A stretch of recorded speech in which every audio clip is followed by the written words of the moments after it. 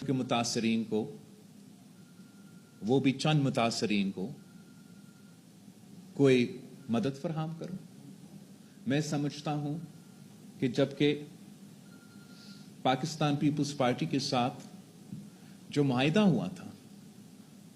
مسلم league نواز کے درمیان اور پیپلز پارٹی کے درمیان حکومت سازی کا وقت، اس کا سب سے پہلے شرط یہ تھا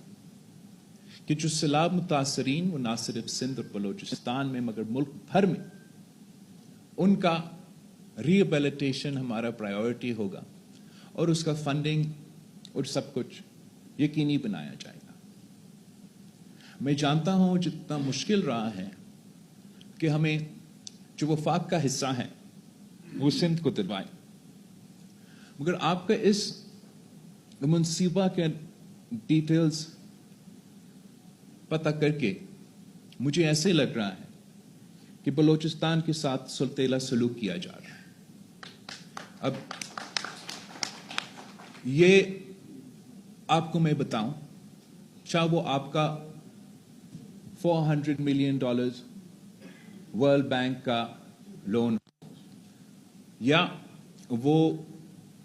صوبہ سندھ میں اس وقت ورلڈ بینک کے ساتھ مختلف انٹرنیشنل فائنینشیل انسٹیٹیوشنز اور وفاق کا لون ہو، چاہے وہ حال ہی میں یورپین یونین کے جو اعلان ہوا 700 ملین یوروز کا grant and aid for flood victims of Pakistan. یہ تمام فنڈنگ بحیثیت اس ملک کا وزیر خارجہ میں نے حکومت کے بہاف پہ اکٹھا کیا اور وزیر اعظم کے ساتھ دنیا کے سامنے کھڑے ہو کے وعدے کیے کہ آپ ہمیں مدد کریں، چاہے آپ انٹرنیشنل فائنینشیل انسٹیٹیوشن ہو، چاہے آپ ڈفرینٹ گورنمنٹس ہو، چاہے آپ ہمیں ایڈ دینا چاہیں یا آپ ہمیں لون دینا چاہیں. اور پاکستان کی طرف، ناٹ پیپلز پارٹی کی طرف، بحیثیت وزیر خارجہ پاکستان اور وزیر اعظم نے خود بھی اس کانفرنس میں میرے ساتھ شامل ہو کے وعدہ کیا کہ جتنا ہمیں باہر سے فنڈنگ ملے گا وہ فنڈنگ پاکستان میچ کرے گا. ہم نے صوبہ سندھ میں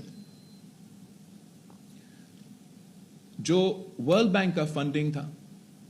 اسپیسیفکلی اس ہاؤسنگ ری ایبیلیٹیشن، پورا ہمارے ہاں بھی اور جگہ جگہ ایک براڈر امبریلا ہے فار فلڈ ریکنسٹرکشن، جس میں آپ کے مختلف سڑکوں کو نقصان، اریگیشن کو نقصان. آئی ایم ٹاکنگ اسپیسیفکلی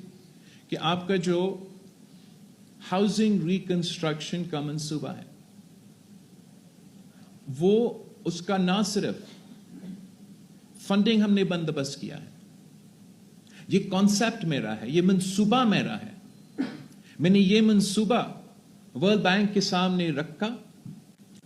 اور اس کے بدلے میں یہ فنڈنگ کا، انٹرنیشنل فنڈنگ کا بندوبست کیا.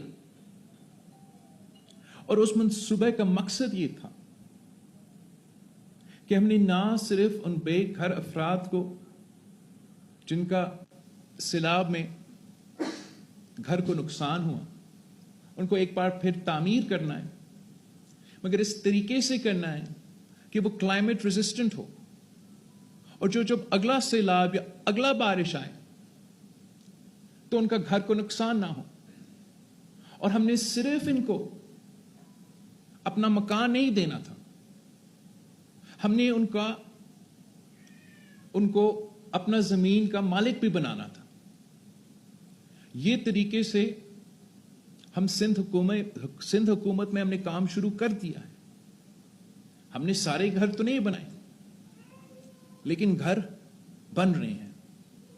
وہ پیسہ بھی میں نے کسی بابو کے حوالہ نہیں چھوڑا ہے، کوئی بیوروکریٹ پہ ہاتھ میں نہیں ہے، نہ صوبہ کا نہ وفاق کا. وہ پیسہ بالکل صوبائی پلاننگ اینڈ ڈیولپمنٹ اس کا دیکھ بھال کر رہے ہیں، لیکن ہم نے صوبہ سندھ میں ہر ڈسٹرکٹ میں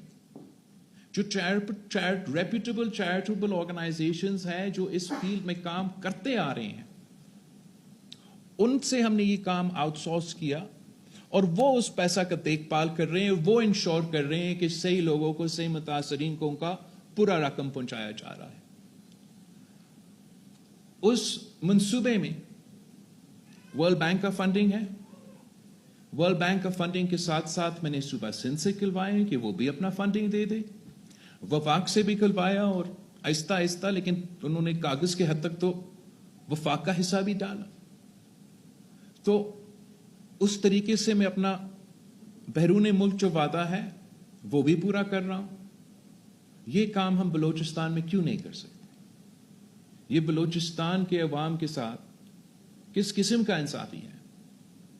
کہ وہ صرف جو 400 ملین